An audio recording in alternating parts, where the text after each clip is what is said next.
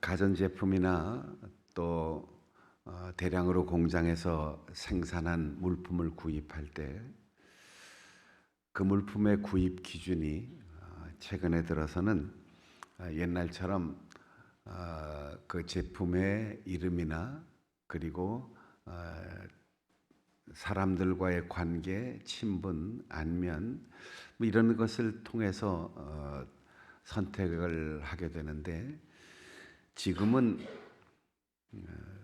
쓰다가 고장 나거나 또 문제가 있을 때 얼마나 사후 AS를 잘해주느냐. 그래서 물건을 산 후에 한 번 서비스를 받아본 사람은 이 회사 제품은 끝까지 책임지는구나, 믿을 수 있고, 또 내가 어려울 때 도움을 받을 수 있다, 사용하기 힘들 때 도움을 받을 수 있다, 이렇게 신뢰가 가면 AS를 잘해주는 회사 제품을 사게 됩니다. 가전제품도 또 자동차를 구입하는 것도 다 마찬가지입니다. 팔 때는 그렇게 잘 설명하고 친절하게 정말 속을 빼줄 것 같이 그렇게 팔았는데, 팔고 나서는 나 몰라라 서로 밀고 땡기면 그 제품을 다시는 살 의욕이 생기지 않는 거지요. AS의 질이 그 제품의 품질이다, 이렇게 생각하는 거죠. 우리가 신앙생활하면서 두 가지 단어를 명확하게 구별하지 못하고 헷갈리게 사용하는 분들이 종종 있습니다. 그것이 소명이라는 말과 사명이라는 두 단어입니다. 어떤 사람은 소명에 불타는 사람이 있다라는 표현을 하기도 하고, 또 사명이 나의 것이냐 우리의 것이냐 이렇게 질문하는 사람도 있는데, 한자로 써보면 명확해요. 부를 소, 목숨명, 심부름할 사, 목숨명, 이렇게 되어 있어요. 소명은 하나님이 나를 부르셨다라는 것을 확인하는 게 소명이에요. 영어는 콜링이라고 말하는데, 우리가 요즘 신앙생활하면서 자꾸 힘들어지고 망설이고 회의에 빠지고 곁길로 가는 이유는 이 소명이 확인되지 않기 때문이에요. 교회 다니는 거 괜찮더라, 좋은 것 배우겠지. 또 어떤 계기로 교회 나와서 세례를 받고 직분을 받았는데, 누구 때문에 나왔고 뭐가 좋아서 나왔고 어떤 소원이 있어서 복 받으려고 나왔다, 자기 중심적인 동기에서 시작하면 끝까지 가기가 어렵고, 어려운 일이 생기면 주저앉기가 십상입니다. 또 흔들리기도 일수입니다. 그러나 하나님이 나를 부르셨습니다라고 하는 확신이 있으면 아무리 어려워도 힘들어도 갈등이 있어도 변함없이 이 길을 끝까지 갈 수 있습니다. 누가 알아주지 않아도, 누가 박수 쳐주지 않아도, 아무리 장애물이 있어도 하나님이 부르셨기에, 주체가 내가 아니에요, 하나님께서 부르셨다는 확인, 이것이 우리의 신앙과 헌신의 동기가 되어야 합니다. 반면 사명은 하나님이 부르셔서 우리를 보내십니다. 가라, 무엇을 해라. 그래서 심부름 사자를 쓰는데 서비스라고 번역해요. 미션이라고도 합니다. 하나님께서 우리에게 어디로 가라고 하는지, 무엇을 하라고 하는지, 이 서비스 정신, 내가 받은 미션이 확인돼야만 우리는 적재적소에서 내가 즐거움으로 일할 수 있습니다. 모세의 생애를 보면 출애굽기 3장에 기록된 하나님의 부르심이 불부터도 타지 않는 가시떨기 나무 속에서 하나님이 그를 부르시는 장면이 나옵니다. 모세야, 모세야. 하나님께서는 그를 부르셨습니다. 모세가 선택한 길이 아닙니다. 모세가 찾고 연구하고 묵상해서 찾아낸 하나님이 아닙니다. 지금 모세는 애굽에서의 박해와 그리고 살해의 위협을 피하여 미디안 광야에 나와 있습니다. 처가살이하고 있습니다. 양을 치지만 자기가 선택한 길이 아니라 먹고 살기 위해서 어쩔 수 없이 목자의 노릇을 하고 있습니다. 해가 쨍쨍 내리쬐는 뜨거운 그 돌밭 사막의 열기 속에서 양을 끌고 갑니다. 한숨을 쉬고 터벅터벅 그렇게 걸어갔을지도 모릅니다. 그런데 하나님께서 그에게 찾아오셨어요. 그리고 그를 부르셨습니다. 신기한 광경에 다가서는 모세에게 하나님께서 말씀하십니다. 다가오지 마라. 내가 너를 불렀는데 너 신발을 벗어라. 신을 벗는다는 것은 단순히 걷기 위해서 걸쳤던 도구를 버리는 것을 의미하지 않습니다. 고대 사회에서 옷과 신은 신분의 상징이었습니다. 자유민, 자기 스스로 매이지 않고 살아가는 사람은 신발을 신고 살아가요. 그러나 노예는 신을 신을 수가 없었습니다. 자유민으로 살아가는 모세에게 하나님께서는 내가 너를 종으로 불렀다. 그러니 신을 벗어야 한다. 우리는 하나님의 부르심을 얘기하면서 세례를 받고 직분을 받고 사명자로 살면서도 여전히 신을 신고 있습니다. 내 마음대로 내 자유를 위하여. 그리고 내가 선택한 길, 내가 결정하고 내가 출세하고 성공하고 싶은 그 생각을 버리지 못하고 여전히 신발을 신고 있습니다. 모세를 부르신 하나님은 그에게 너는 나의 종이다 이렇게 부르신 겁니다. 그리고 종으로 머물러 있으라고 하는 것이 아니고 이제는 가라. 내 백성에게 바로에게 가라. 목숨을 걸고 가장 위험하고 가장 자기의 생애에 두려운 사람 바로에게 가라는 겁니다. 내 백성 이스라엘을 내가 애굽에서 이끌어 지난날 너의 조상 아브라함과 내가 약속한 가나안으로 내 백성을 인도해야 한다. 이것이 그의 사명입니다.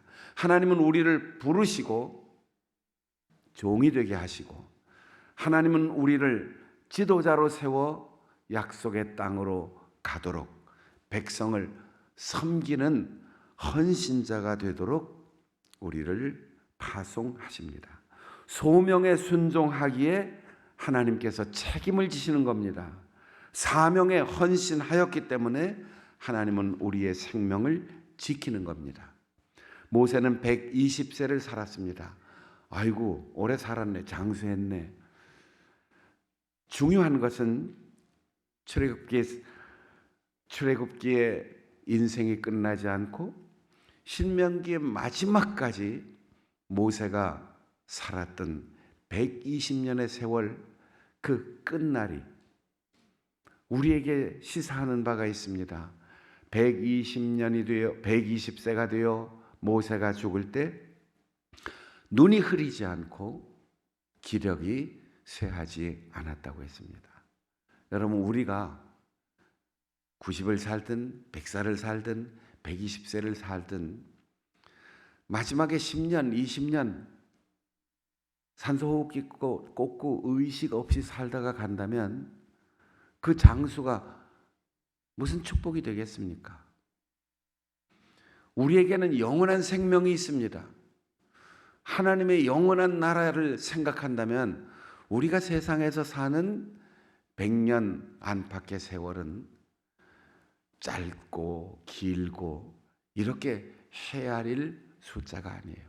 사는 동안 끝까지 하나님께서 붙들어 주셔야만 우리는 눈이 흐리지 않고 기력이 쇠하지 않고 사명을 감당하다가 주님께서 너 끝났다, 사명을 다했다, 와라. 그럴 때 건강한 모습으로 모세는 아무도 무덤을 찾을 수 없는 도련히 백성들 앞에서 떠났습니다. 사명이 생명입니다. 사명을 주실 때 하나님은 사명을 감당할 수 있는 능력도 주십니다. 모세가 120년을 산 것은 잘 관리했거나 수명이 다했기 때문이 아니라 사명을 감당했기 때문에, 그리고 사명이 다했기 때문에 떠나라 하신 것입니다.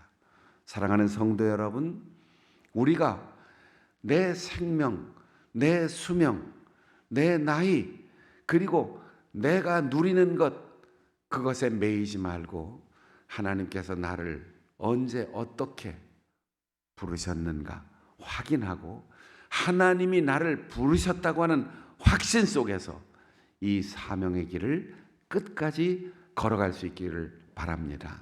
생명을 붙들지 말고 사명을 붙드십시오. 그러면 120세가 되어도 눈이 흐리지 않고 기력이 쇠하여지지 않는 사명자로 살아갈 수 있을 것입니다.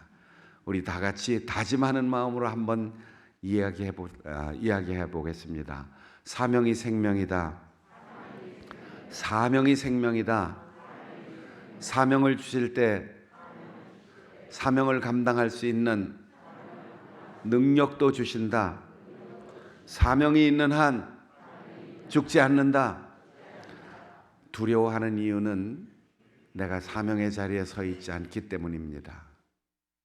방황하고 갈등하고 의심하고 불안한 이유는 하나님이 나를 부르셨다는 소명에 대한 확인이 부족하거나 잊어버리고 있기 때문입니다. 하나님께서 구약시대에 이스라엘을 위하여 모세를 부르신 것처럼 이 땅에 오신 예수님은 제자들을 부르셨습니다. 바닷가에서, 세관에서 베드로야, 안드레, 야고보, 요한, 그렇게 그 이름을 부르면서 나를 따르라 말씀하셨습니다. 이것이 제자들의 소명입니다. 제자라는 말은 부르심을 받은 자라는 뜻입니다. 나를 따르라. 하나님 나라의 부름을 받아 하나님 나라를 위하여 일하는 사람으로 주님께서 그를 선택하셨습니다. 그 주권이 주님께 있습니다. 내가 저분을 따라다니면 좋겠다. 12명 중에 한 사람, 그 사람이 있었어요. 내가 저 사람 따라다니면 출세하겠다, 성공하겠다, 인기가 올라가겠다. 그래서 예수님을 따른 사람이 12명 중에 한 명 있었습니다. 우리가 자녀들이 군에 갈 때 나라의 부름을 받았다 이렇게 표현합니다. 내가 가고 싶어 가는 게 아니에요. 국가에서 가고 싶어도 넌 안 돼. 그럼 못 가요. 당신은 대한민국의 국민으로 출생해서 적당한 나이가 됐고 건강하고 그래서 당신을 뽑았습니다. 오라 그래야만 군에 갈 수 있어요. 그리고 그냥 총 들고 저 전방 초소에 가서 경계 근무 서는 게 아닙니다. 훈련을 받아야 돼요. 이걸 뼈저리게 깊이 느끼고 결심한 사람들은 사관학교를 갑니다. 그리고 평생을 나라를 지키는 일에 헌신하기도 합니다. 주님은 제자들을 부르셨습니다. 그들을 직접 찾아오셨습니다. 소문 듣고 찾아가서 제자가 되는 것이 아닙니다. 명예나 이익, 거리가 멀지만 예수님께서 그들에게 오셔서 이름을 부르시고 그들을 따라오라고 하셨습니다. 그리고 지금 3년 동안 그들을 훈련시키면서 계속 실습을 시킵니다. 가라. 둘씩 짝을 지어서 내가 가고자 하는 곳에 너희들이 먼저 가서 길을 내라. 주의 길을 평탄케 하는 것이 이사야 선지자를 통하여 우리에게 보여주신 예언의 메시지입니다. 여러분, 우리는 주님 뒤에 숨어서 적당히 따라가고 싶어요. 장로님 먼저 가시고 목사님 먼저 가시고 나 뒤에 슬슬 따라가겠습니다.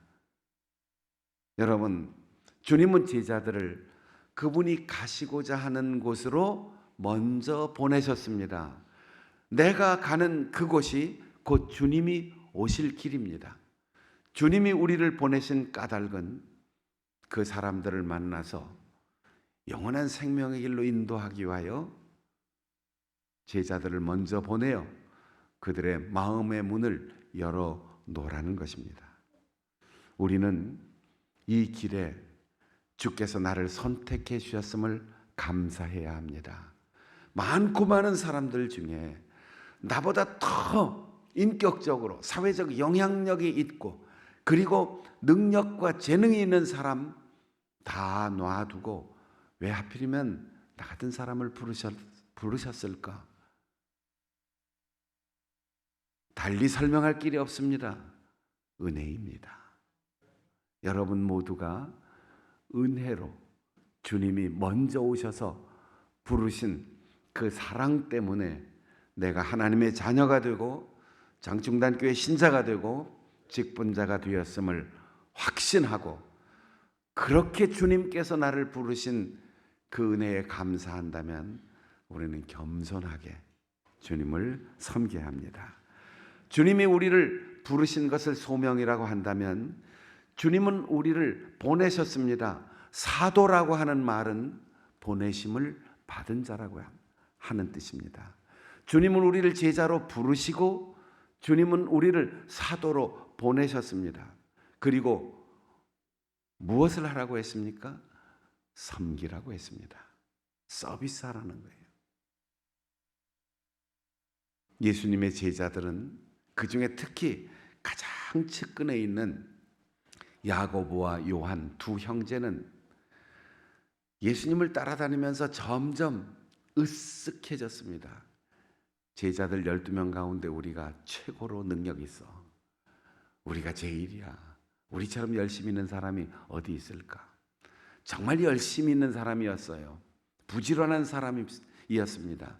성격도 급해서 남의 뒤에 따라가지 못합니다. 앞장섭니다. 오죽하면 예수님의 제자들을 소개할 때 이 두 형제에게 모아너게 우레의 아들이라고 하는 별명을 주셨다고 했어요. 천둥번개라는 거예요. 천둥번개. 야, 행동이 번개 같아. 성격이 불 같아서 막 하늘에서 벼락이 떨어지는 것 같아. 이렇게 표현된 사람 둘입니다. 그 형제 중에 야고보는 제일 먼저 순교했어요. 요한은 제일 먼저 예수님의 어머니를 자기 어머니로 모시고 평생 제일 늦게 죽도록 장수하면서 예수님의 마음을 편안하게 해드리는 효도하는 아들로 예수님을 대신하였습니다. 주님은 우리를 부르실 때 종으로 부르셨고 주님은 우리를 보내실 때 섬기라고 보내셨습니다. 이것이 소명과 사명입니다. 그렇다면 지금까지 내가 구하는 것은 무엇입니까? 두 형제가 예수님께 왔습니다. 우리만한 사람 없지요? 내가 제일이지요? 우리가 구하는 것 주님 아시고 기억하시고 언젠가 하나님의 나라가 이 땅에 서게 되면 주님이 임금 되실 거 아닙니까? 그때 우리 구하는 것 주세요. 그래, 너희들이 뭘 구하는데? 주님이 임금이 되시면, 주님이 집권하시면 우리를 좌우에 장관 자리 하나 정도는 줄 수 있지 않겠습니까? 주님이 우리가 같이 잔을 마시고 우리가 같이 세례를 받는다고 말씀하셨는데 우리가 그날을 위해서 지금 주님을 따르는 거 아니겠습니까? 주님이 그들에게 말씀하십니다. 네가 구하는 게 지금 뭔지 아니? 네가 지금 무슨 소리를 하고 있는지 그 의미를 아니?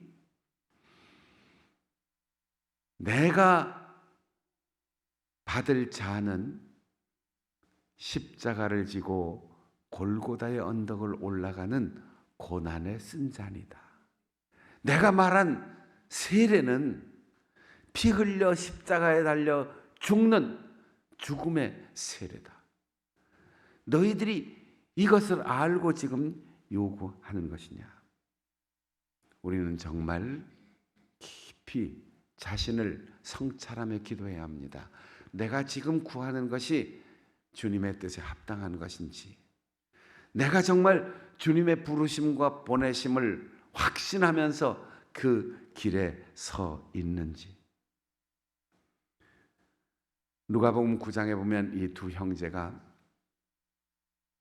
예수님과 함께 길을 갈 때 갈릴리 지역에서 예루살렘을 빨리 가려고 사마리아 땅을 통과하려고 하는데 사마리아 사람들이 길을 열어주질 않습니다. 우리 동네로 못 지나간다.